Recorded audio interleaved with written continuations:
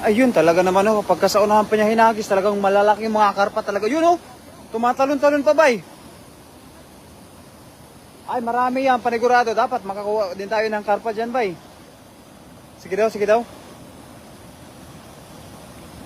Pagka sa unahan mo pa sana hinagis yun bay, sigurado. Yun oh, wala. May burasi, burasi yan, burasi. Sige daw, sige daw, sige daw. Yun oh. Yan. Mga tilapia lang. Sa mamaya-maya bay, sa unahan mo ihagis para talaga maano natin. Oo, sige daw, sige daw. Oo. Ayan, magandang gabi po sa ating mga viewers dyan. Yan o, si Pawi Taylor talagang mangunguha na naman ng mga isda. Mga tilapiyang isda.